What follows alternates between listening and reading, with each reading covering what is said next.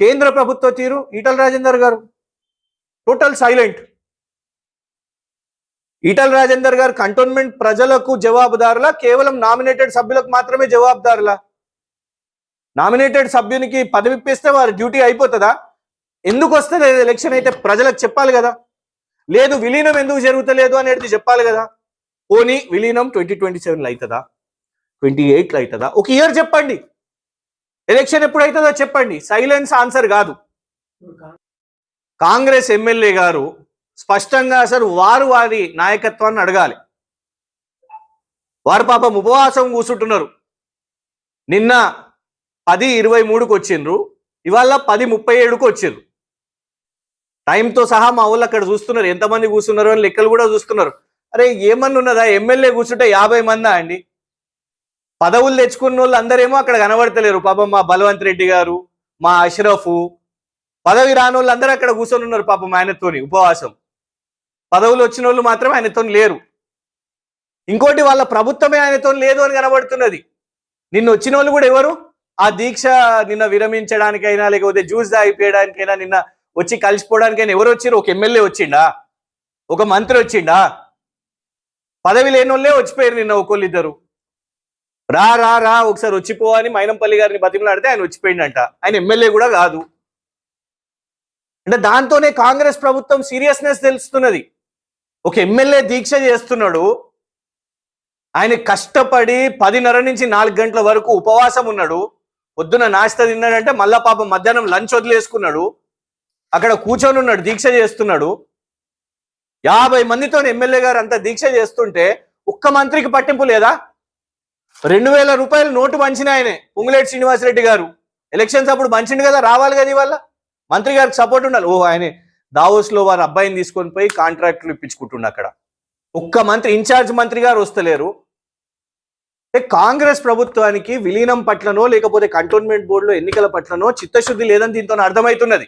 Demand చేస్తున్నాం, రేపు మంత్రి రావాలి, నా ఎమ్మెల్యే గారు చేపడుతున్న దీక్షకు రావాలి. ఏ మంత్రి వస్తాడా? ఇన్ఛార్జ్ మంత్రి వస్తాడా? హైదరాబాద్ ఇన్ఛార్జ్ మంత్రి వస్తాడా? లేకుంటే ఉప ముఖ్యమంత్రి బట్టి విక్రమార్క గారు వస్తారా? ముఖ్యమంత్రి గారు అయితే ఇప్పట్లో రారు, ఆయన విదేశీ హాలిడేలో ఉన్నాడు. అటు దావోసు, తర్వాత హార్వర్డ్లో స్టూడెంట్ లాగా ఏదో సీట్ కొనుక్కున్నాడంట కొన్ని రోజులు అడుదిక్కు. సో ముఖ్యమంత్రి గారు అయితే రూల్డ్ అవుట్. ఈ పంపకాల పంచాయతీలో ఉన్న మంత్రులు కాకుండా ఫ్రీగా ఏ మంత్రి ఉన్నా కూడా వాళ్ళ తగాదాలు చాలా ఉన్నాయి వాళ్ళవి. ఆ తగాదాలు ఫ్రీగా ఉన్న ఎవరన్నా మంత్రి ఉంటే వచ్చి పాపం మా ఎమ్మెల్యే ఏం దీక్ష చేస్తున్నాడు, ఏం హామీ ఇవ్వాలి, వచ్చి భరోసా ఇచ్చిపోండి ప్రభుత్వం కూడా ఉన్నదని. ఎందుకంటే ఇంత కీలకమైన అంశం, విలీనం అంశం, లేకపోతే కంటోన్మెంట్ బోర్డు ఎన్నికల అంశం, కార్ఖానాలో పోయి అక్కడ కూర్చుంటే ఎవరు చూస్తారో ఎవరికి తెలుస్తుంది. నువ్వు కూర్చుంటే కంటోన్మెంట్ బోర్డు దగ్గరనన్నా కూర్చోవాలి, లేదంటే పోయి ఢిల్లీలోనన్నా కూర్చోవాలి. కేంద్రం కదా ఇవ్వాల్సిన వాళ్ళు. నువ్వు ఇక్కడ కూర్చొని కాంగ్రెస్ పార్టీ రంగులు దానికి పెట్టుకుంటే అది కాంగ్రెస్ అజెండాగా అయిపోతుంది, పార్టీల అజెండాగా అయిపోతుంది. ఇది మొత్తం ప్రజల అజెండా, కంటోన్మెంట్ ప్రజల అజెండా. నువ్వు నిజంగానే బేసిక్ ప్లాట్ఫామ్ పెట్టేసి ఉంటే మేము కూడా వచ్చి కూర్చుంటుండే అందులో. నువ్వు అందులో రాహుల్ గాంధీ గారి ఫోటో, సోనియా గాంధీ గారి ఫోటో, రేవంత్ రెడ్డి గారి ఫోటో పెట్టుకున్నావు కాబట్టి ఇక మేము అనే పరిస్థితి లేదు. అది రాజకీయం చేస్తున్నావు కాబట్టి సరే చెయ్యి, కనీసం కాంగ్రెస్ వాళ్ళ మద్దతు అన్న తీసుకో. పోలీసు వాళ్ళు కూడా విచిత్రం. మధ్యాహ్నం ప్రెస్ మీట్ పెట్టే నేను దీక్షకు కూర్చుంటున్నాను అన్నాడు, మరుసటి రోజే ఆడ టెంట్ పడ్డది. తలసాని శ్రీనివాస్ యాదవ్ గారు శాంతిర్యాలకు ఒక న్యాయం, గణేష్ గారికి ఒక న్యాయమా? Straight question. వారేమో పాపం వారం రోజుల నుంచి మీటింగ్లు పెట్టే చైతన్యం కల్పించడానికి సాధన సమితి అని ఏర్పాటు చేశారు. నియోజకవర్గంలో 2 దఫాల సమావేశాలు పెట్టారు, పోలీస్ అధికారులతో మాట్లాడారు, రూట్ మ్యాప్ ఇచ్చారు. అన్ని ఇచ్చిన తర్వాత మధ్యరాత్రి తలసాని గారికి వాట్సాప్లో పంపిస్తారు రిజెక్టెడ్ అని. ఎందుకు? పొద్దున కేటీఆర్ గారు వస్తారు అంటే ప్రతిపక్ష నాయకుడు, ఎమ్మెల్యేలు అందరు వస్తే రిజెక్టెడ్. ఇక్కడ మాత్రం కేవలం ఇట్లా ప్రెస్ రిలీజ్ చేయగానే నెక్స్ట్ డే వాళ్ళ టెంట్ అట్లా పెట్టుకున్నారు. పోతూ పోతూ పాపం పాత సీఈఓ మధుకర్ నాయక్ గారి మీద బురద జల్లిన వాళ్ళు. సో ఈ బీజేపీ వాళ్ళని, కాంగ్రెస్ వాళ్ళని మీరు నమ్మకండి, మీరు మీ పక్షాన మేమే మాట్లాడాలి. సో ఇవాళ మరి సీఈఓ గారు వేసిర్రా, ఎవరు వేసిండ్రో అధికారులతో ఫైటే కాదు కదా, ఇది సీఈఓ గారి చేతిలో లేదు కదా. విలీనం అనేది సీఈఓ గారి చేతిలో ఉన్నదా? విలీనం ఇక్కడ ప్రెషర్ పెట్టడానికి గవర్నమెంట్ చేతిలో ఉంది. ఎందుకు స్టేట్ గవర్నమెంట్ అంటున్నాము అని అంటే, స్టేట్ గవర్నమెంట్ ఒకవైపు తీసుకుంటున్న నిర్ణయాలతో నష్టమైపోతుంది. మొన్న కూడా నేను చెప్పినాను, అక్కడ రేపు నంబర్ 1 GHM సెలెక్షన్స్ అయిపోయింది అనుకోండి, మళ్ళీ మనకి ఎన్ని ఇయర్స్ అవుతుంది? 5 years 10 years వాళ్ళు ఎప్పుడు ఎలక్షన్ పెడతారో దాని తర్వాత మనం అవుతాం. నంబర్ 1. నంబర్ 2, రేపు అది కంప్లీట్ అయిపోయిన తర్వాత, అంటే వాళ్ళ కార్పొరేషన్ కంప్లీట్ అయిపోయిన తర్వాత మనను మెల్లగా ఇప్పుడు చూస్తున్న తీరైతే ఎట్లా కనబడుతున్నది అంటే, దీన్ని మల్కాజ్గిరి వైపు నెట్టుతున్నట్టే కనబడుతున్నది, కళ్ళకు కనబడుతున్నది. అది మున్సిపాలిటీలను మార్చేసి, పోలీస్ కమిషనరేట్లను మార్చేసి ఇది కనబడుతున్నది. ఇది రాష్ట్ర ప్రభుత్వ తీరు. కేంద్ర ప్రభుత్వ తీరు, ఈటల రాజేందర్ గారు టోటల్ సైలెంట్ ఉందని అంటారు. వారే చెప్తున్నారు సమాధానం, క్రెడిట్ కోసం డిలే అవుతుందని. చేస్తారా చేయాలని వాళ్ళ ప్రశ్న. మీ దాంట్లో కూడా యూనిటీ లేదు. ఒక క్రిషాంక్ ఎప్పుడు తెర మీదకి వస్తున్నారు, మిగతా వాళ్ళు కూడా రావట్లేరు అనేది కొంతమంది విమర్శిస్తున్నారు. ఇప్పుడు అది అసందర్భం. అంటే క్రిషాంకో యూనిటీయో పార్టీ యూనిటీ ముందు విలీనం అంశము, ఎన్నికల అంశం అనేది చాలా పెద్ద అంశాలు కదా. ఇప్పుడు క్రిషాంక్ మాట్లాడుతున్నాడు కాబట్టి మేము విలీనం చేస్తలేము, క్రిషాంక్ మాట్లాడు కాకుండా మిగతా అందరు బంద్ చేసి మాట్లాడు మొదలు పెడితే మేము విలీనం చేసేస్తాం అనేది చాలా I don't agree with it. అది చాలా చిన్న అంశం. ఇప్పుడు అది కరెక్ట్ కాదు.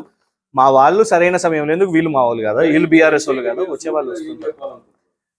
ఎంపీ గారు సూటిగా కంటోన్మెంట్ ప్రజలకు చెప్పండి. ఎంపీ గారు స్పష్టంగా విలీనం మీద కేంద్రం ఏం ప్రక్రియ చేసింది, ఏం జరుగుతున్నది, ఎంత కాలం పరిమితిలో విలీనం జరుగుతుంది. ఇక్కడ మా ఎమ్మెల్యే గారి ఆరోగ్యము పరిస్థితి చాలా చాలా ఘోరంగా ఉన్నది. అని చాలా కష్టపడి లంచ్ వదిలేస్తున్నాడు. ఎంపీ గారు స్పందించకపోతే ఎట్లా? ఎంపీ గారు చాలా క్లియర్గా దీని మీద సమాధానం చెప్పాలి.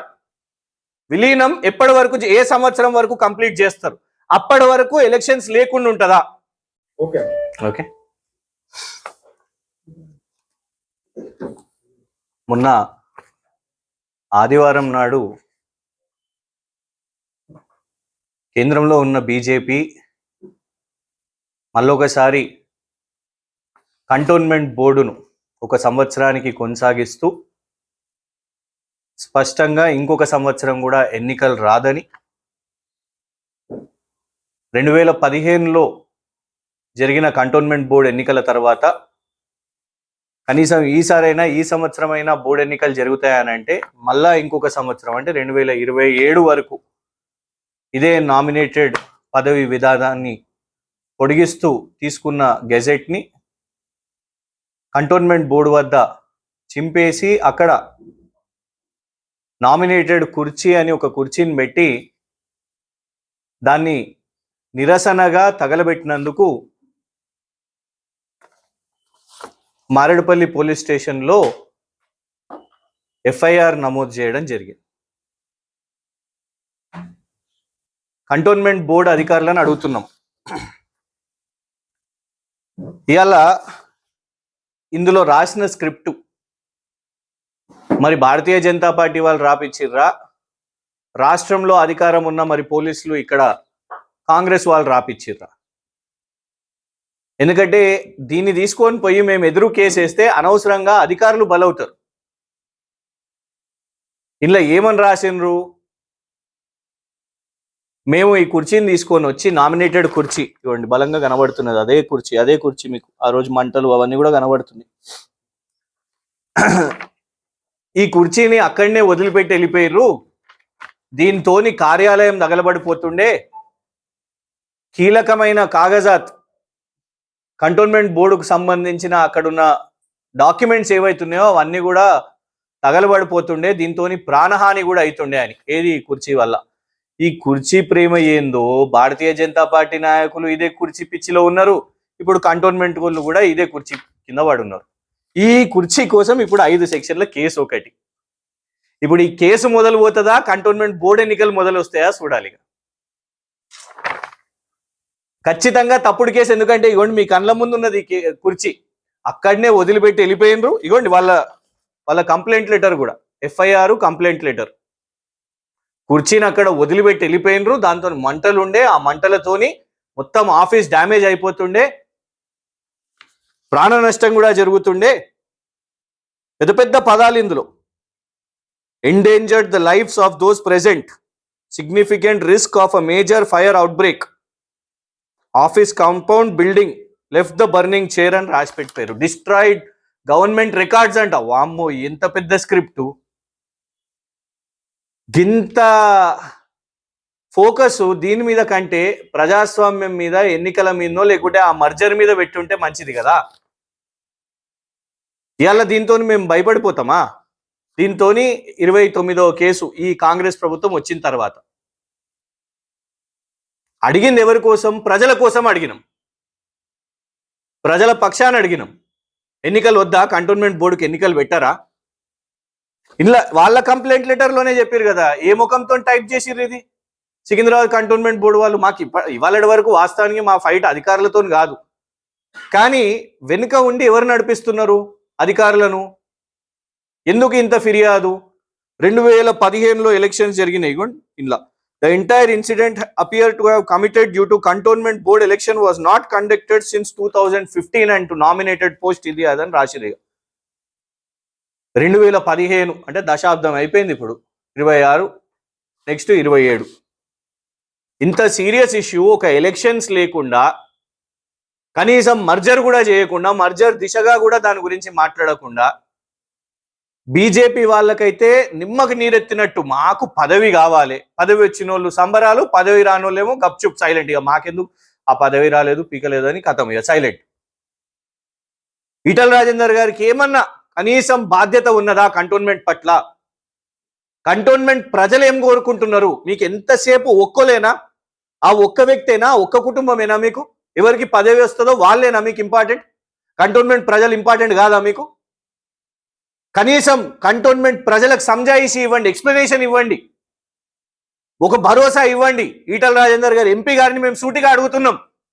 లేదు ఫలానా ఈ టైంకి వస్తుంది, ఎంపీగా నేను చెప్తున్నా, ఆశ్వాసం ఇస్తున్నా, ఇవాళ ఎలక్షన్స్ వస్తాయి. లేదు, కనీసం లేదు, నేను మర్జర్ కోసం మాట్లాడుతున్నా, రెండిటి గురించి మాట్లాడతలేరు.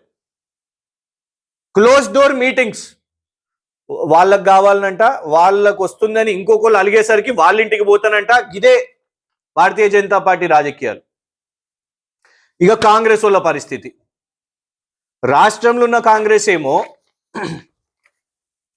అటు కార్పొరేషను మొత్తం, గ్రేటర్ హైదరాబాద్ కార్పొరేషన్లే దాని మొత్తం రూపాన్నే మార్చేస్తాం. 300కు 150 ఉన్నదాన్ని 300లకు పెంచుతాం.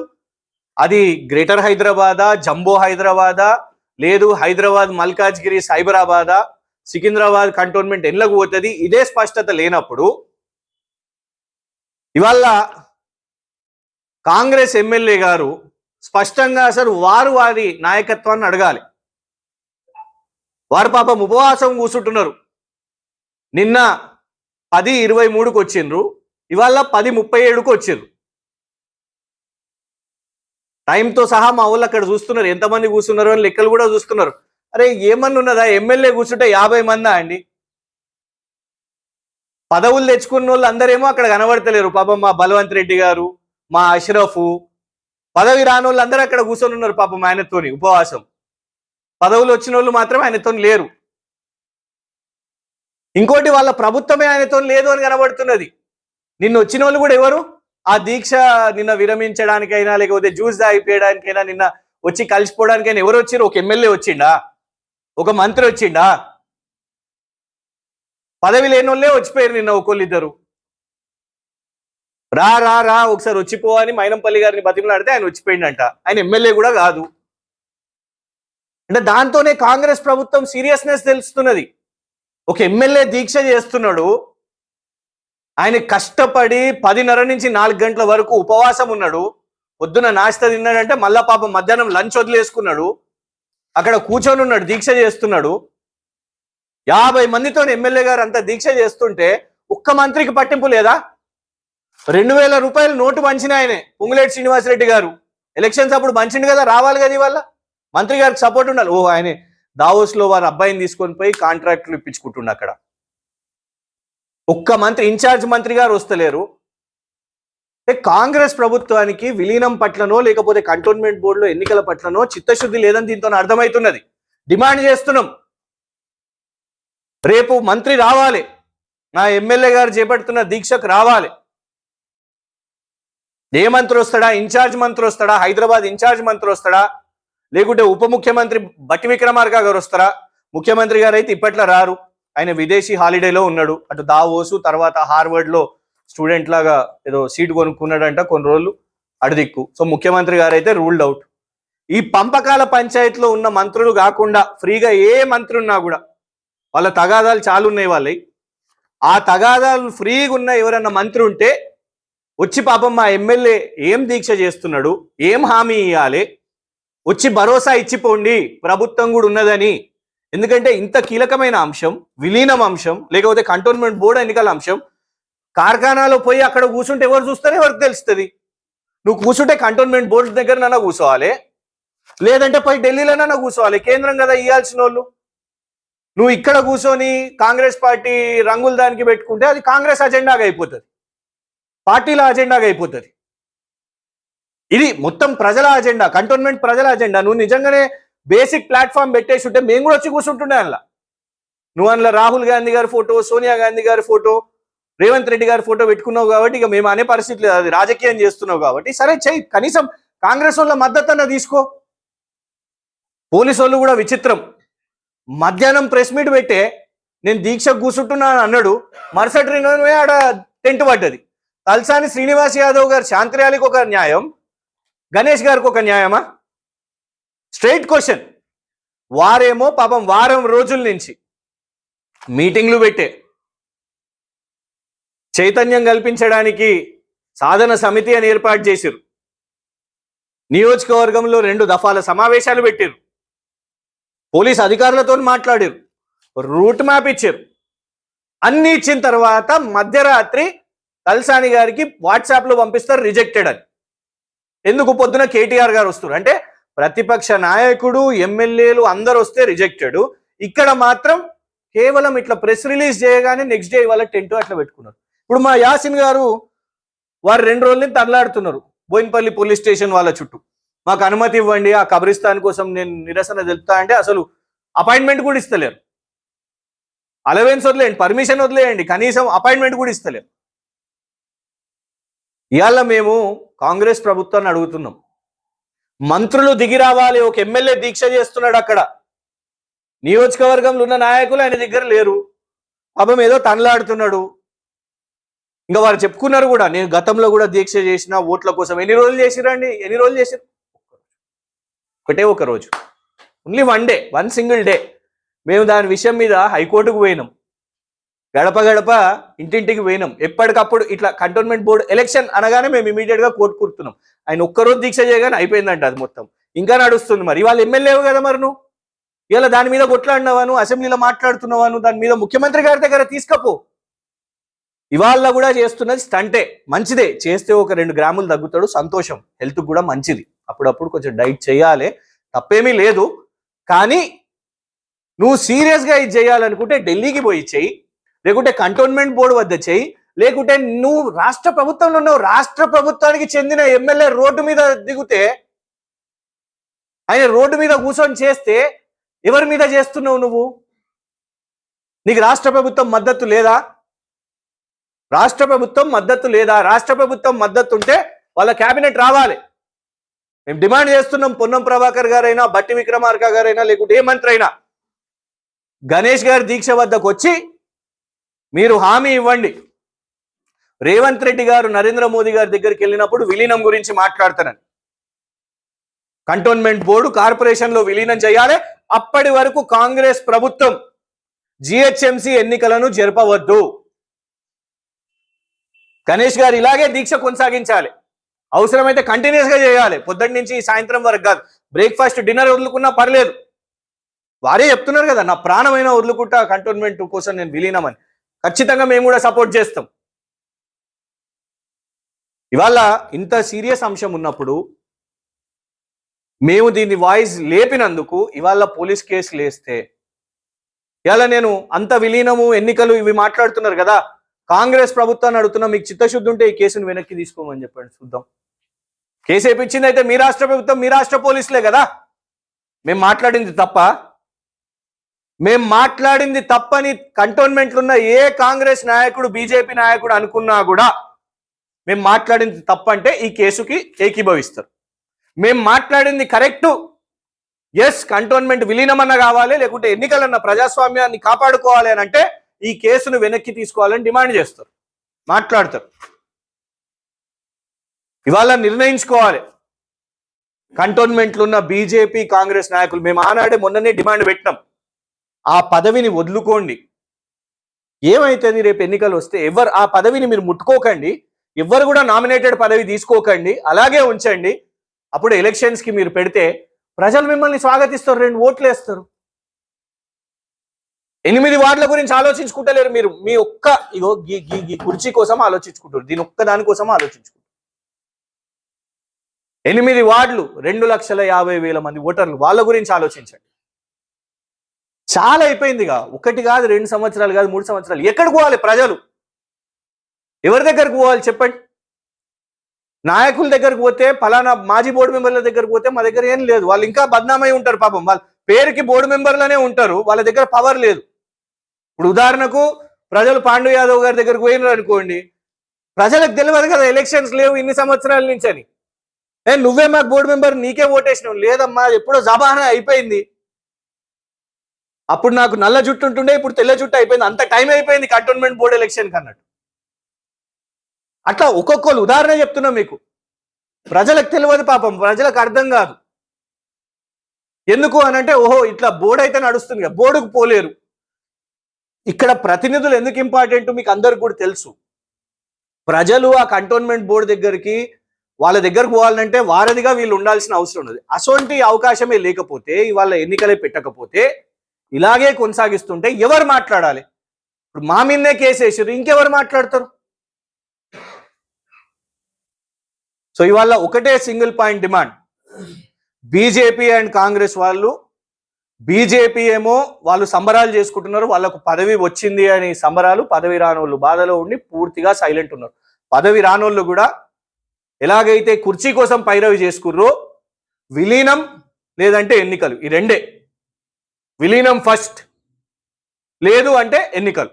అది వాళ్ళ స్టాండ్ చెప్తే, ఎందుకు విలీనం డిలే అవుతుంది అనే ఎక్స్ప్లెనేషన్ ఇస్తే. ఇక కాంగ్రెస్, రాష్ట్ర కాంగ్రెస్ ఎమ్మెల్యే గారిని ఇట్లా గాలి కొదిలేసి ఆయన దీక్ష చేపట్టుడు, ఆయన ఏదో స్టంట్ చేసుడు మస్తు చూసినాం. వారి డ్రామాలు, చాలా డ్రామాలు చూసినాం. ఆయన డ్రామాలు చేసే ఇక్కడ దాకా వచ్చిండు. ఆయనను గెలిపించిన 2000 నోటు ఇక్కడ వంచి గెలిపించిన పొంగులేటి శ్రీనివాసరెడ్డి గారైనా, లేకుంటే బట్టి గారైనా, లేకుంటే పొన్నం ప్రభాకర్ అయినా, ఏ మంత్రి అయినా ఇక్కడికి వచ్చి ఆయన దీక్షకు కొంచెం వాల్యూ ఇవ్వండి ఆ బాబు. పాపం ఆయనకు వచ్చి వాల్యూ ఇచ్చి ఈ అంశం మీద ప్రభుత్వం స్పష్టత ఏంది, రేపు రేవంత్ రెడ్డి గారు నరేంద్ర మోదీ గారిని కలిసినప్పుడు వారి స్టాండ్ ఏంటిది, ఎంత టైంలో వస్తుంది, ఈ విలీనం అనేది జరుగుతుందా జరగదా, తాత్సారం చేసి ప్రజలను ఇలాగే అమాయక కంటోన్మెంట్ ప్రజలను మోసం చేసుడు బంద్ చేయాలి. Thank you. కేసు అయితే పాపం ఒక అధికారిని పేరు పెట్టినరు, ఆమెను పెట్టి ఎందుకు పాపం మనం టార్గెట్ చేయడం. ఇప్పుడు నేను ఆమె పేరు తీసినాను అనుకోండి, మా వాళ్ళందరూ ఇప్పుడు మేము రేపు అధికారంలోకి వచ్చినాక ఆమెను కక్ష, ఆమె నాకు తెలిసి ప్రెషర్లో పెట్టి పెట్టించారు. ఎందుకంటే ఆదివారం కాబట్టి ఆ అధికారికి తెలిసి కూడా ఉండదు. వెనుక స్క్రిప్ట్ రాసింది ఎవరు? రాష్ట్రంలో ఉన్నోళ్ళేమో కాంగ్రెస్ ప్రభుత్వం, పెట్టింది ఎవరు? మారేడుపల్లి పోలీస్. పోలీస్ ఎవరి కింద, ఎవరి కంట్రోల్లో ఉంటుంది? స్టేట్ గవర్నమెంట్ కంట్రోల్లో ఉంటుంది. బోర్డు ఎవరి కంట్రోల్లో ఉంది? కేంద్రంలో ఉన్న బీజేపీ. నామినేటెడ్ మెంబర్ ఎవరు? బీజేపీ. ఇద్దరిట్లో ఎవరో వాళ్ళు సమాధానం చెప్పాలి, మాకు తెలియాల్సిన అవసరం ఉన్నది. మీరు అడిగిన క్వశ్చన్ నిజంగా వాళ్ళని అడగండి. కేసు వేసింది ఎవరు? లేదు సీఈఓ గారా? దయచేసి సీఈఓ గారిని అంటున్నాం, ఎందుకంటే రేపు మీ పక్షాన మేమే మాట్లాడాలి. సీఈఓ గారు మీ పక్షాన, నేను అదే చెప్తున్నా, సీఈఓ గారు రేపు మీ పక్షాన మేమే మాట్లాడాలి. వీళ్ళని నమ్ముకోకండి. మొన్నటి సీఈఓని కూడా పోయే ముందు బురద జల్లి వీళ్ళు, పోతూ పోతూ పాపం పాత సీఈఓ మధుకర్ నాయక్ గారి మీద కూడా బురద జల్లిన వాళ్ళు. సో ఈ బీజేపీ వాళ్ళని, కాంగ్రెస్ వాళ్ళని మీరు నమ్మకండి. మీరు మీ పక్షాన మేమే మాట్లాడాలి. సో ఇవాళ మరి సీఈఓ గారు వేసిర్రా, ఎవరు వేసిండ్రో, అధికారులతో ఫైటే కాదు కదా ఇది. సీఈఓ గారి చేతిలో లేదు కదా. విలీనం అనేది సీఈఓ గారి చేతిలో ఉన్నదా? లేదు ఎలక్షన్స్ పెట్టడం అనేది సీఈఓ గారి చేతిలో ఉన్నదా? ఒకటి విలీనం ఇక్కడ ప్రెషర్ పెట్టడానికి గవర్నమెంట్ చేతిలో ఉంది. ఎందుకు స్టేట్ గవర్నమెంట్ అంటున్నాము అని అంటే, స్టేట్ గవర్నమెంట్ ఒకవైపు తీసుకుంటున్న నిర్ణయాలతో నష్టమైపోతుంది. మొన్న కూడా నేను చెప్పినాను, అక్కడ రేపు నంబర్ 1 GHM ఎలక్షన్స్ అయిపోయింది అనుకోండి, మళ్ళీ మనకి ఎన్ని ఇయర్స్ అవుతుంది? 5 years 10 years వాళ్ళు ఎప్పుడు ఎలక్షన్ పెడతారో దాని తర్వాత మనం అవుతాం. నంబర్ 1.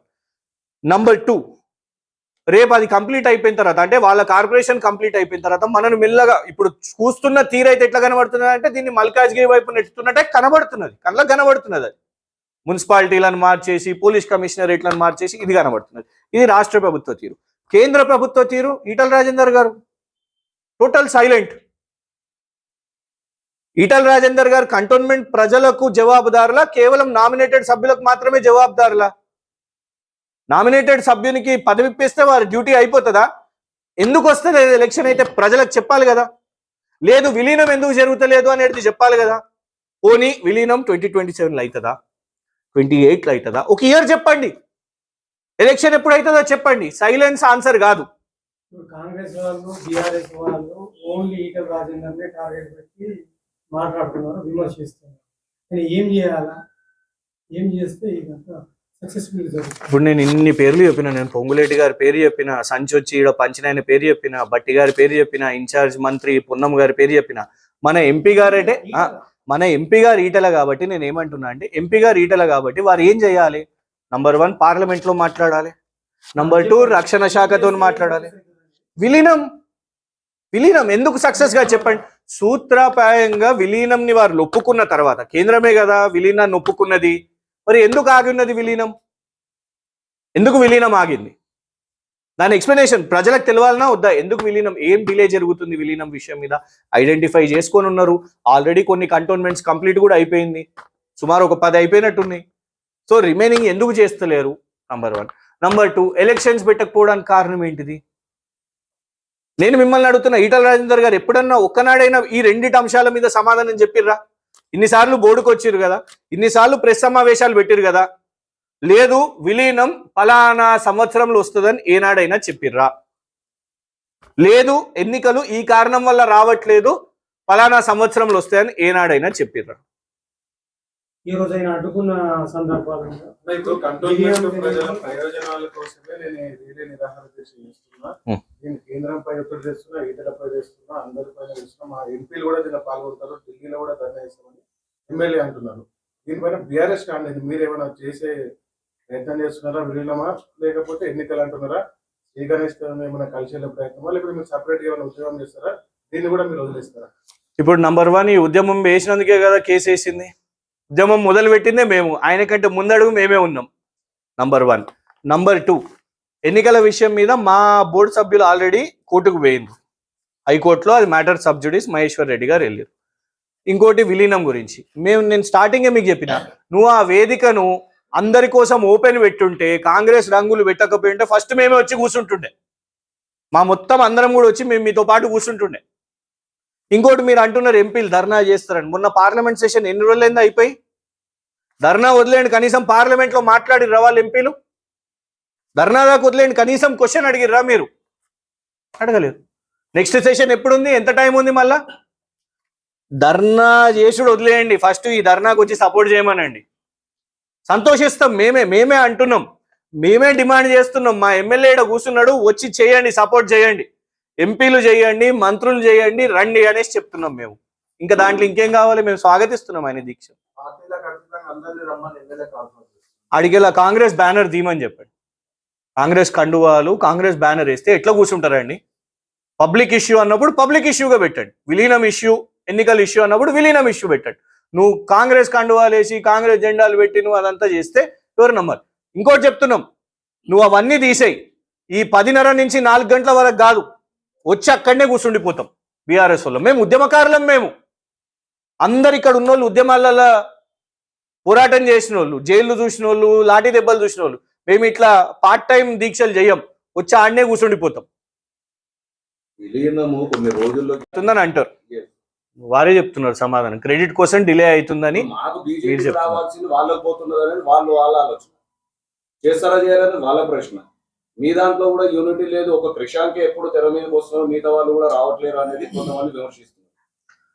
ఇప్పుడు అది అసందర్భం. అంటే క్రిషాంకో యూనిటీయో పార్టీ యూనిటీ ముందు విలీనం అంశము, ఎన్నికల అంశం అనేది చాలా పెద్ద అంశాలు కదా. ఇప్పుడు క్రిషాంక్ మాట్లాడుతున్నాడు కాబట్టి మేము విలీనం చేస్తలేము, క్రిషాంక్ మాట్లాడు కాకుండా మిగతా అందరు బంద్ చేసి మాట్లాడు మొదలు పెడితే మేము విలీనం చేసేస్తాం అనేది చాలా I don't agree with it. అది చాలా చిన్న అంశం. ఇప్పుడు అది కరెక్ట్ కాదు. మా వాళ్ళు సరైన సమయం లేదు, వీళ్ళు మా వాళ్ళు కదా, వీళ్ళు బీఆర్ఎస్ వాళ్ళు కదా, వచ్చే వాళ్ళు వస్తున్నారు.